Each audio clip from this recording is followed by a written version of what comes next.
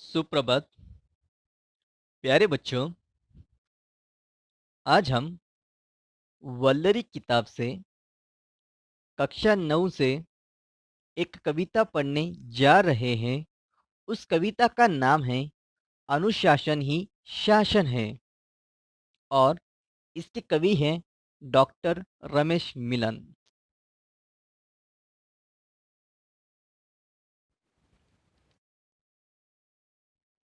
कवि का परिचय।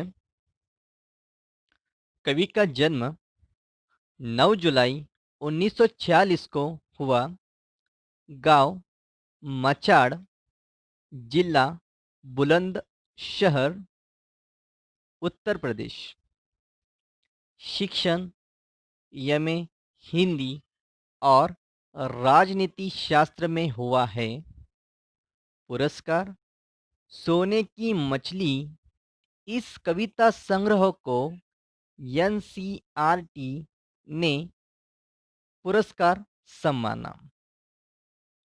रचना कविता, उपन्यास, कहानियाँ, गीत आदि।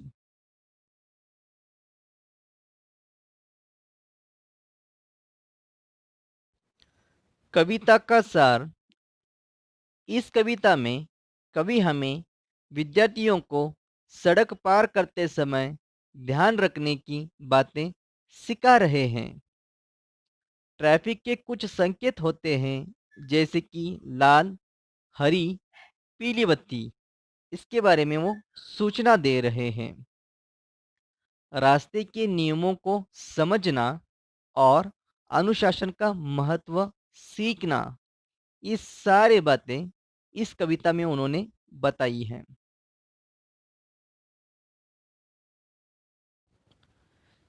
कविता का पहला पद। चलती बस में चढ़ो नहीं तुम और कभी मत कूदो। कभी सड़क पर जाकर बच्चों नहीं खेलने लगना। साइकिल पर हो या हो पैदल, कभी न बेढब चलना। इस पद के शब्दार्थ। बेढब। बेढब यानी अंधाधुंध। सड़क। सड़क यानी रास्ता, मार्ग।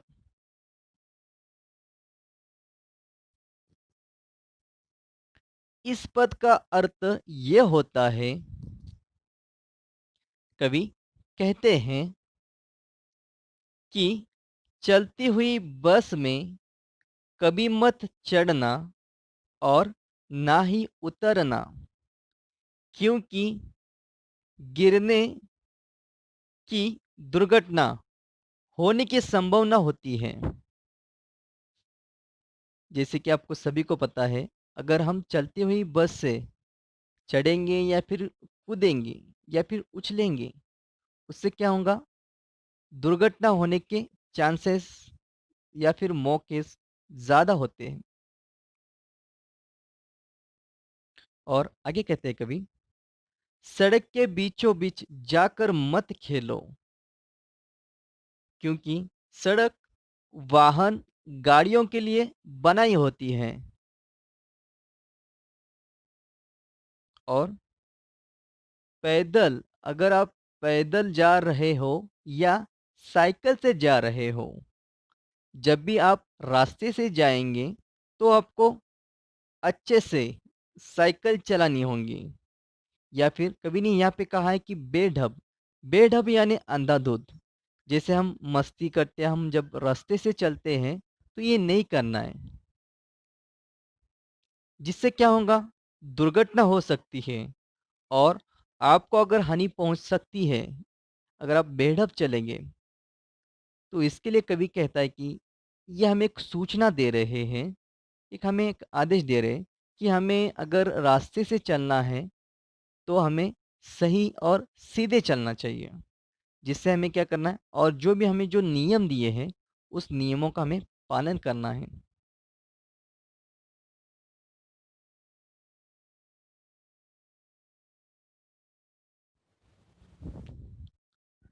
कविता का दूसरा पद। न जाने क्यों हेलमेट बिन समझदार ये चलते, सिर तो आखिर अपना ही है, इतना नहीं समझते। घर पर जोहते बाट, न दो उनको गम की सौगात। इस पद के शब्दार्थ: बाट जोहना, बाट जोहना यानी इंतजार करना। गम, गम यानी दुख या फिर शोक। सौगात, सौगात यानी तोहफा या भेंट। इस पद का अर्थ ये होता है, कवि कहता है, जो लोग अपने आप को समझदार समझते हैं, ऐसे ही लोग न जाने क्यों वे ही बेसमझदार जैसे कार्य करते हैं और बिना हेलमेट के वाहन चलाते हैं।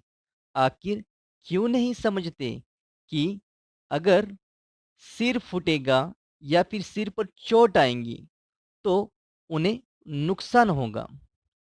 घर पर उनके जो शुभ चिंतक होते हैं, जैसे कि माता पिता या फिर उनकी पत्नी या फिर बच्चे, ये सब लोग उनका इंतजार कर रहे होते हैं। और ऐसे में अगर उन्हें आप ऐसा अगर लापरवाही से उन्हें दुखों का तोहफा मत दो। कभी कह रहा है, दुखों का तोहफा आप मत दो।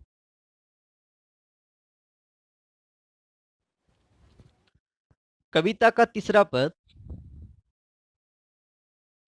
दुर्घटना हो जाए सड़क पर, कभी ना आंख चुराओ, करो मदद घायल की, फौरन अस्पताल पहुंचाओ। जीवन है अनमोल, कोई ना होने पाए अनाथ। इस पद के शब्दार्थ ये होते हैं, आंख चुराना, आंख चुराना यानी सामने न आना। फौरन, फौरन यानी जल्दी, तुरंत। अनमोल, अनमोल यानी अमूल्य।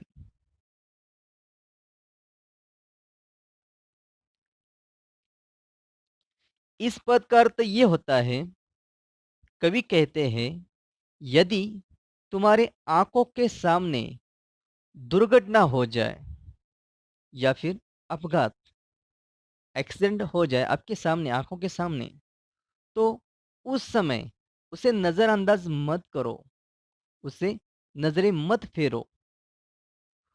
तुम सबसे पहले घायल की मदद करो और उसको अस्पताल पहुंचाओ, क्योंकि जीवन अनमोल है। एक बार जाने पर वापस नहीं आता या फिर नहीं मिलता जीवन। आपकी लापरवाही से किसी की जान चली जाए और कोई अनाथ हो जाए, इसलिए कवि ये कह रहा है, अगर हमें रास्ते में किसी का अगर दुर्घटना हम देखते हैं, तो उस दुर्घटना में जो भी साथी हैं, जो भी व्यक्ति हैं, उसके हमें तुरंत मदद करनी चाहिए और उसे फ़ौरन अस्पताल लेकर जाना चाहिए। क्योंकि ये जो हमारी जो ज़िंदगी, जो जान है, ये बहुत ही कीमती है और ये एक बार जान जाने के बाद ये फ़ौरन फिर से नहीं मिलती। इसलिए कवि ये कह रहा है, आप किसी को आप अनाथ मत करो और उसकी क्या करो, आप मदद करो। यही इसके अंदर समझदारी है।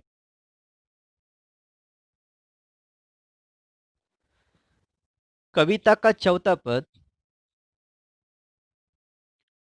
जगह जगह पर चौराहों पर जो संकेत दिए हैं, उनका पालन करने वाले सबके प्रिय रहे हैं।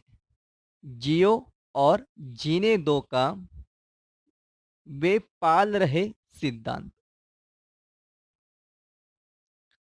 इस पद के शब्दार्थ: चौराहा, चौराहा यानी जहाँ चार रास्ते मिलते हैं। इस पद का अर्थ ये होता है, कवि कहता है, जगह जगह जगह पर और चौराहों पर, मतलब चौक में, यहाँ पे जहाँ पे चार 4 रास्ते मिलते हैं, ऐसी जगह पे कुछ संकेत दिए होते हैं, कुछ ट्रैफ़िक के सिंबल, कुछ ट्रैफ़िक के सिग्नल दिए होते हैं, तो उनका हमें क्या करना है? पालन करना है। उनका हमें नियम जो दिया है, उस नियमों का हमें पालन करना है, उसको फ़ॉलो करना है। जो लोग उन नियमों का पालन करते हैं, वही लोग सबके प्रिय बन जाते हैं, सबके प्रिय बन जाते हैं। क्योंकि ये सारे संकेत हमारी जीवन की रक्षा करते हैं। कवि आखिर में ये कहता है, जो भी अगर ये जो संकेत दिए हैं, उन्हें हमें क्या करना है? हमें अपनाना है, उनको फ़ॉलो करना है, उनको उनका नियमों का पालन करना है।